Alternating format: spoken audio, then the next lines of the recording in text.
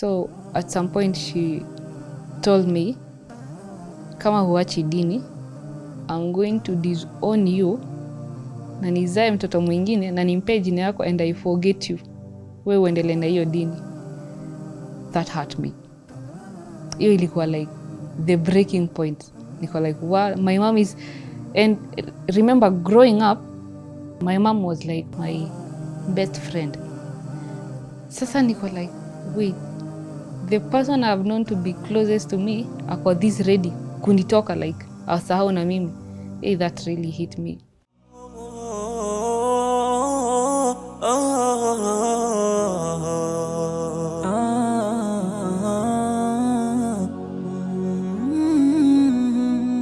Assalamu alaikum. My name is Salma. Mimi nimezaliwa Nyeri. I'm a firstborn in our family. I have 2 siblings. Niko na brother ananifuata and a small sister. Mimi nimezaliwa kwa church. I was born in church. I was taken to church kutoka nikiwa mdogo kabisa. I did everything mtoto anafanya akiwa kwa church. I used to go to classes. I was baptized adi. Then basically my parents were church people. So tulilelewa in a strict Christian background. Tulikuwa Catholic. We were in Catholic. Nikasoma classes, nikabatizwa, nika-advance. After umebatizwa, you advance, unasoma classes zingine where unaanza sasa kula Holy Communion. So we did all that.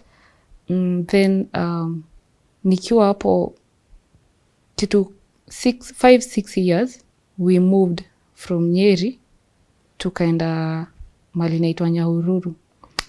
So uko pia niliendelea na church, but now after we moved to Nyahururu, my mom akaanza kwenda church ingine, Anglican. So we followed her. Tulikuwa wadogo, so we followed her there. Pia uko tukaenda tukasema classes. Aziko different sana na zenye nilisema in Catholic. I was still in primary. I was in class, around class 3 hapo. So pia uko nikaenda nikasoma hizo classes. Nikaendelea na the classes, still a strict church girl. Tukaendelea hivyo. Now in Nyahururu, nikiwa sasa hiyo class 4-5 hapo, that's when I first saw Muslims. Nikaona people who dress different from others. Nikatamani vile wana dress, ikanivutia. I was interested sasa. So nilikuwa naambia mom nataka kufunika kama wao. Like nilipendezwa sana na hijab. So my mom didn't take it seriously. Yeye nikimwambia nataka hijab, she used to buy it for me. Tukinunuliwa nguo za Christmas, mimi nikisema nataka maybe ukininunulia dress ninunulie pia kitambaa inafanana, she used to buy it for me. And I used to funga. Nilikuwa nafunga kama vile naona watoto wengine wa Kiislamu wanafunga. And it didn't raise any red flags kwake ama anything. Yeye aliona tu mtoto ametamani vile watoto wengine wanafanya. Nikaendelea hivyo. I still continued to be a church girl. Nika grow class 7, 8 huko. Nimejoin hizo groups za youth. In church kuna hizo groups, mnakuwa grouped into youth, junior youth. So nilijoin hadi hizo. Still naendelea na classes. Then after high school, after primary, nikaenda high school. Bado ilikuwa Nyahururu. So Nyahururu kuna Waislamu wengi. So after nimeenda Nyahururu high school, that's when I now came in contact, like directly in contact na Waislamu. Shule yetu kulikuwa na some girls walikuwa mbele yangu. Nikiwa form 1 walikuwa form 3 and 4. Haya. So nikakuwa interested sasa even more na wao. I started becoming friends na wao, nikaanza kuwa closer na wao na wafuata. But still since nilikuwa nishaanza hizi classes za as a Christian nikiwa primary, now that nimeenda boarding high school, there was no way like ya kuendanga classes. So we had a chaplain in school, alikuwa anatufundisha the classes if you want to continue. So I used to go to hizo classes. These girls, kuna time fulani ikifika, they just leave class, wanaenda kupray. They had a prayer room. They were like, okay, this is interesting. Kuna some time unasikia kama Ramadhan. Now I knew later that ilikuwa Ramadhan. Walikuwa wanafunga, they wake up very early, wanakula, hawakuli tena during the day, wanakula tena jioni. So zilikuwa zina interest hizo vitu. So I wanted to get close to them, ndo nijue hizi vitu. Plus something else I realized about them. You would never, like, personally, sikuwa iwaona wakiwa in punishment ama wamefanya kitu wrong. So I was like, watu, what is it about them? I really wanted to know. After high school, nikaitwa campus in Western. So kwenda Western, I'm still this good girl. Nikaenda, I still continued going to church, kushikana na watu wa church, hizi ma youths, nini, kama kuna mahali youths wanaenda nika kupreach, nika kupeleka dawa. So I used to go with them. And even people, my friends, walikuwa wanajua this girl hajokingi na religion. Actually, I was so good in my religion then. Mi ndo nilikuwa na challenge my parents. Kuna tithe, I don't know kama unajua. Kuna this part, as a Christian, if you, from your earnings, whatever you earn, 10% inaitangwa tithe. You're supposed to take it to church, unapeana huko. I was very faithful in that. I could sleep hungry, but tithe siguzi, napeleka. So my parents were very proud of me, my relatives too. So I continued being a church girl, a good girl, until nikaanza the interest tena ya Waislamu ikaanza tena kunirudia. So nafanya ma research zangu. I used to research YouTube, na watch videos za YouTube za Waislamu. Niki feel like if I want to know, maybe let's say kuna kitu learn about Waislamu and I'm not sure about it, na Google. Maybe nita Google what is zaka, hivyo. That's how I used to do my research. Nikafanya research zangu, nikiwa campus. Hiyo time unajua niko na resources and I have all the time. So the more nafanya research, the more navutiwa na hii dini. I'm like, wow, I didn't know about this. After nimelearn about now Tawhid, nika realize, okay, this makes sense. Nikaendelea learn more. Then I realized pia Muhammad alikuwa tu mtume kama wengine. Nika realize kumbe Islam si terrorism vile tunaambiwa huko nje. They worship God, they don't worship Muhammad, all those things. Nika learn. So at the back of my mind, I was like, this seems like the right way.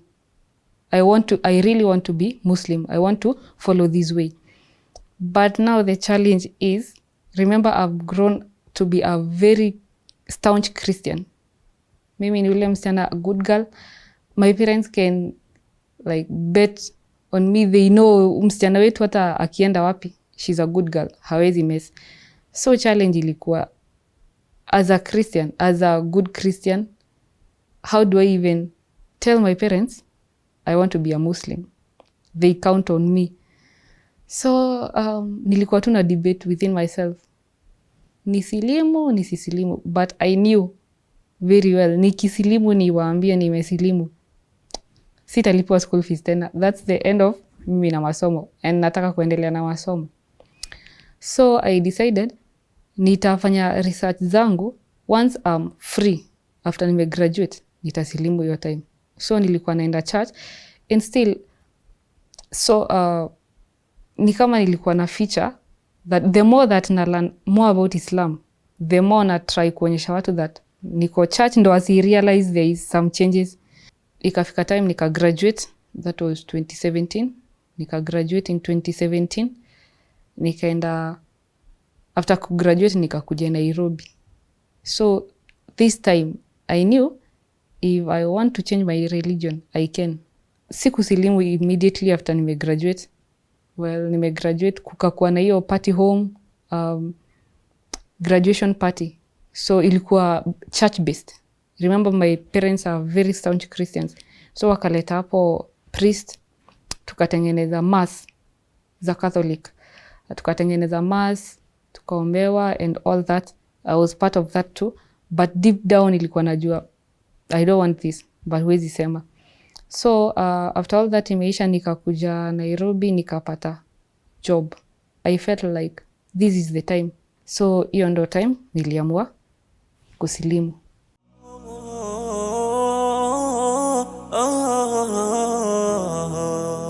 After nime decide nitasilimu, niliamka siku moja on a Friday. I had planned nitasilimu on a Friday. It was Ramadan. Nikaenda msikiti hapa in tears. Nikasema nataka kumwona imam after hiyo jumwa, the whole thing, after watu wameswali. So I was taken to his office. Nikamwambia mimi nataka kusilimu. But hiyo time, remember, hii time yote I was practicing chini ya maji. Like, hata nikikuja kusilimu nilikuwa in hijab. So hata alishangaa, nataka kusilimu na unakaa Muislamu. So akaniuliza few questions before nisilimu. Do you know what is Islam? Why do you want kusilimu? Hiyo time nisha research. Nikamwambia yes, najua. I know how to pray. Najua everything. Akaniuliza maswali, what is Islam? All those, yeah. So nikamwambia najua. Akaniambia niseme shahada. And I did. So after hapo, that's when nililetwa Jamia. Nikapewa certificate ya kusilimu. Nikaenda home. But now, at home, I wasn't living alone. After nimepata job, I had a cousin. I was so excited. Nimesilimu.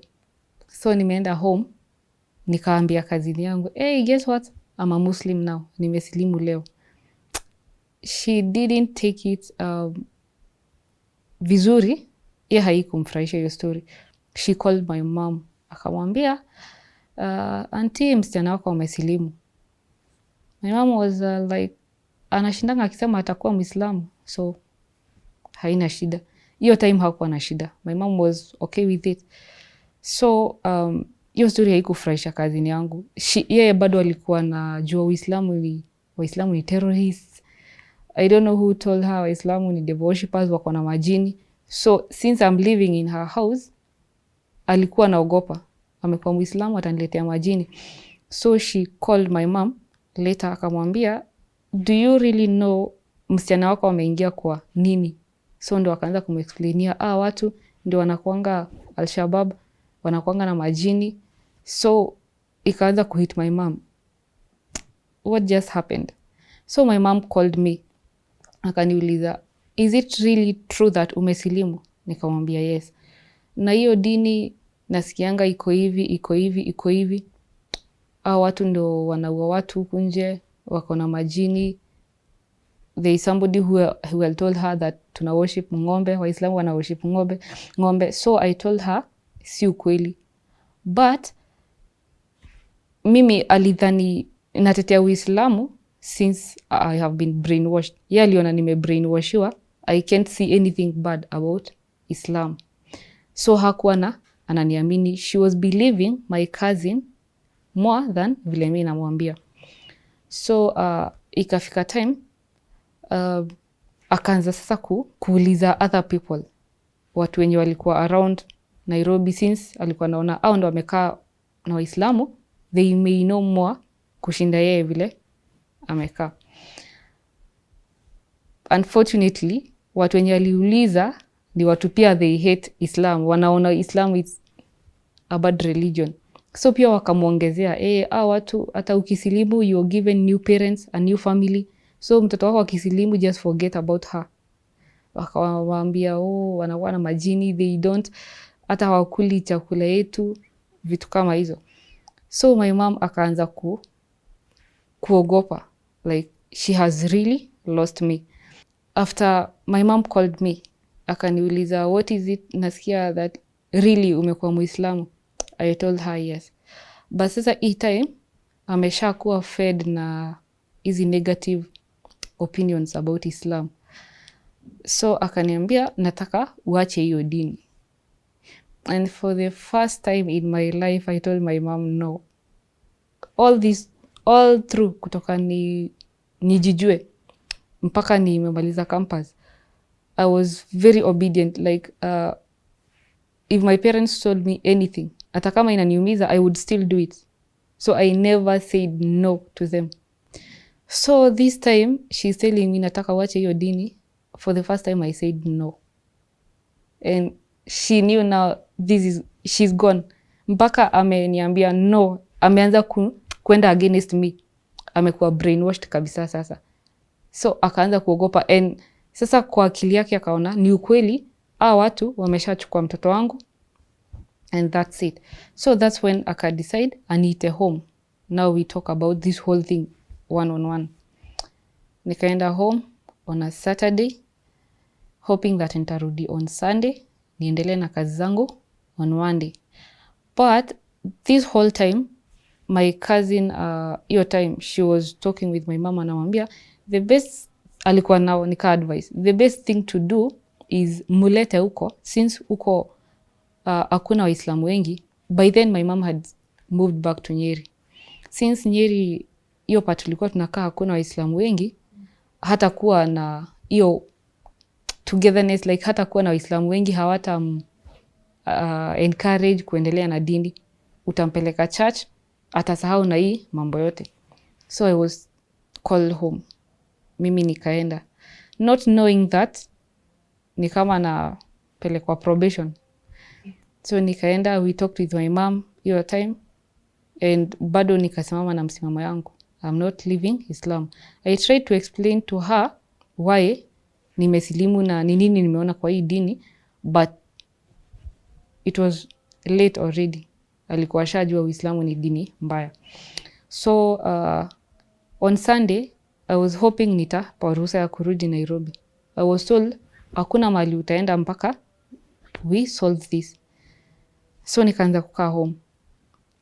I didn't know narudi Nairobi lini. So mpaka job I couldn't call niwaambie nimeenda, nitarudi on this day. I was still hoping that hii story tutamaliza, nitaenda, nitasema I couldn't come maybe for 2 days because of this and this. But it didn't happen that way. Nikakaa home. So nikaanza ni kama kufungiwa. Na kuwa watched every step nafanya. Na kuwa watched. I can't be alone. Ndo nisiswali. Phone call zangu lazima niongee wakisikia in case naongea na Waislamu. Like literally nilikuwa on watch. So nikaacha mpaka kuswali because I can't pray. I'm being watched. Siwezi, hiyo time nilikuwa nasikiza Islamic videos kwa YouTube. Siwezi watch pia because I'm being watched. So ikafika point my mom so pia ikumweka mbali na Waislamu, it's not helping. So akaona inaweza kuwa msichana amewekewa, she thought nimewekewa mapepo. So akaona the only way out ni kuita mapastors wamuombe watoe hizo mapepo. So nikaitwa mapastors. Wananiombea. The first pastor aliitwa niombe, alikuwa anataka kuniekelea mkono. But hiyo time sasa nimelan Islam, sifai being touched by men anyhow. So mimi nikakataa. Wakasema the reason kwa nini unakataa ni juu unajua nikikuwekelea mkono hizo mapepo zitatoka. So I was like, okay, sawa basi niekelee hizo mkono. Wakaniombea, nothing happened. They were maybe expecting maybe nitaanguka, or I don't know what they were expecting, but nothing happened. Tukaendelea. So wakaona maybe he's not powerful enough, tuite mwingine. So ilikuwa hivyo. Naombewa na huyu, mapepo hazijatoka. That's not powerful enough, tuite mwingine. So nikaombewa, nothing. At one point my mom akanipeleka sasa to church, Catholic. Akanipeleka it's like akabook a session, mimi niongee na the priest wa hiyo church. Sasa niongee na yeye, huo priest ajue sasa kitu atanifanyia juu au wengine wameniombea imeshindikana. So the priest mashallah alikuwa mtu understanding. Tukaenda akaniambia I'll talk to you, then I'll talk to your mom, alafu sasa nitaongea na nyinyi wawili. So mi nikaongea naye, he listened to me. Akasikia kwa nini nimesilimu, what I learned. Nikatoka akaongea na my mom. Now the meeting, now the three of us, the priest akasema mi nimemsikiza, sioni shida yote. Akasema wao wakisoma nini hiyo, wakisoma kuwa priest wanafundishanga about hizo dini zote, so anajua that Waislamu wana worship the same God they worship. So akasema sioni makosa yote msichana kukua hapo. The only maybe problem inaweza kuwa akienda maybe akue radicalized, maybe hivyo. And the priest told me if anyone tells you anything about kukua Al-Shabaab ama anything, just call me uniambie, but kama ni kuswali tu nini, it's okay. My mama kakasirika, akaona now this priest is anani kama anani support. By then some of my relatives were still talking to me, wengine walikuwa friendly kwangu. Akaona maybe they are, naona hata akini discourage, maybe napata encouragement kwa relatives.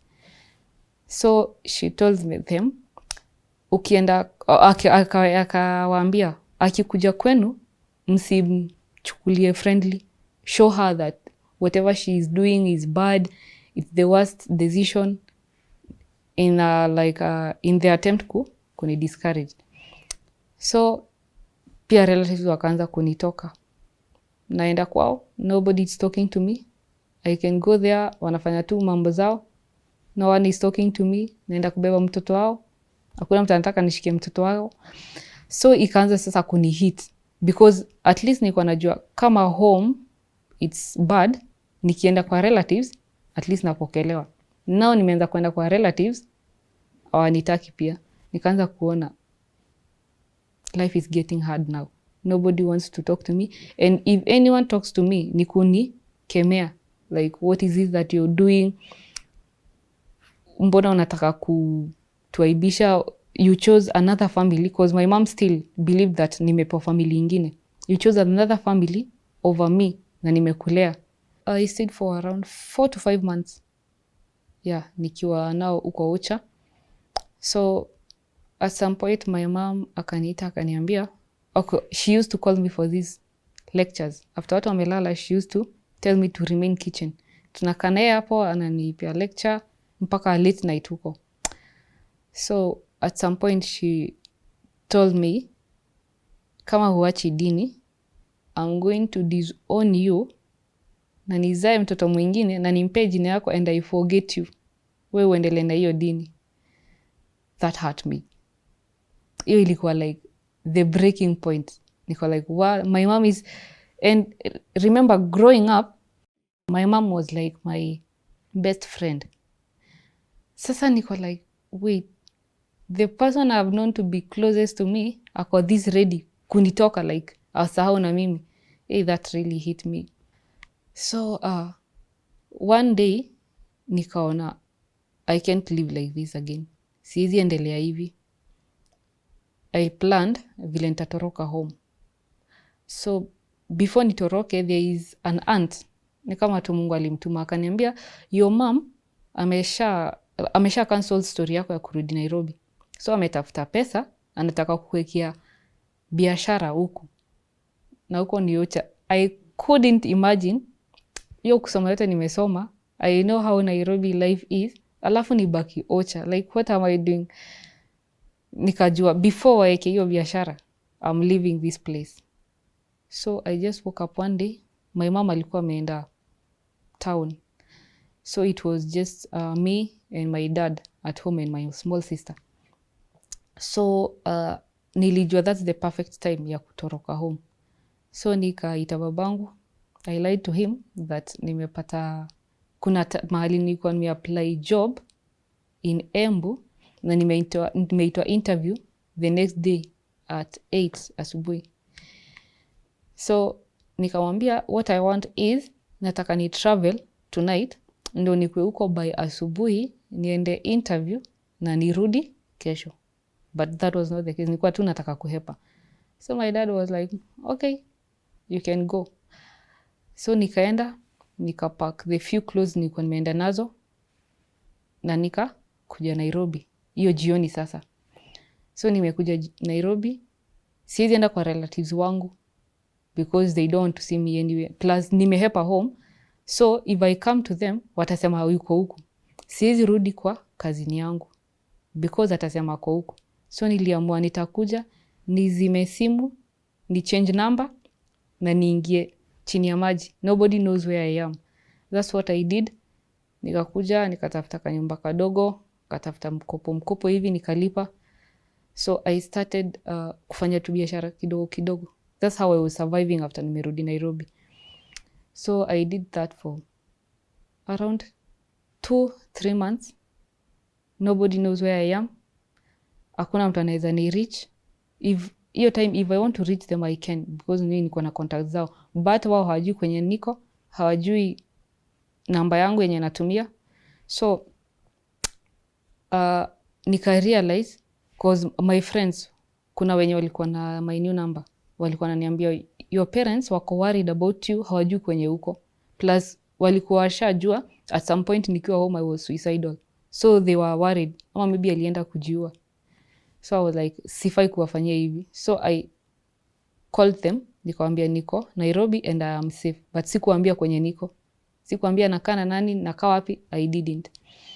So nika uza mboga zangu. Siku moja tu. My former employers, I had 2 employers. One of them akanipigia simu, akaniuliza, where did you go? You didn't tell us umeenda wapi?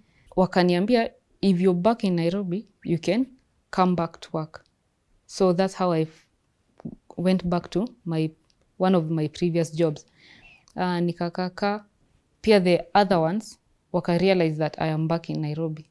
So they called me, wakaniambia, if you're back, you can come back to work. And they didn't ask me, kwenye ulienda, why ulienda na madharau? They didn't. They just called me back. Alhamdulillah. So hivyo ndo nilianza sasa tena kujijenga in Nairobi na nikaanza kusurvive. But still, I never disclosed to my relatives kwenye naishi. Mpaka sai. I lost some friends juu ya kusilimu. Apart from family and friends, siwezi sema nilipitia challenge ingine because the Muslims I met after nimerudi Nairobi, I started now getting back to maybe kukuja jamia. Nikaanza kutengeneza new Muslim friends and they accepted me, like they welcomed me. My dad didn't like really akwa zile za you have to leave hii dini. Actually my dad called me one day, akaniuliza, hii ndo umedecide umeamua wewe unataka kuwa Muislamu ya? Akaniambia, you are mature, you know what's good for you. Sawa.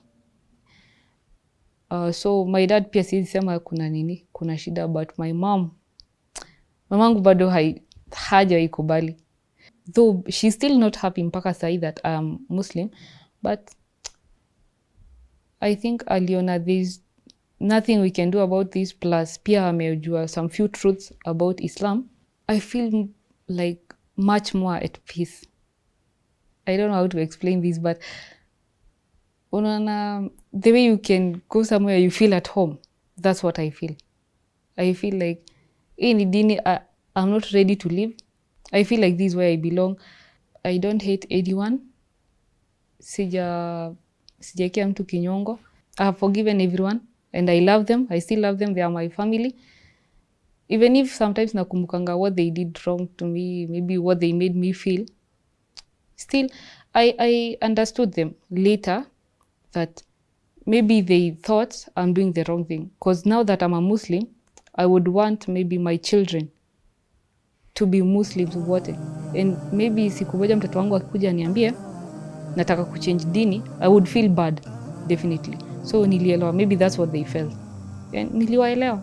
So mimi niwasamehe, they are my family. I have nothing against them. Yeah.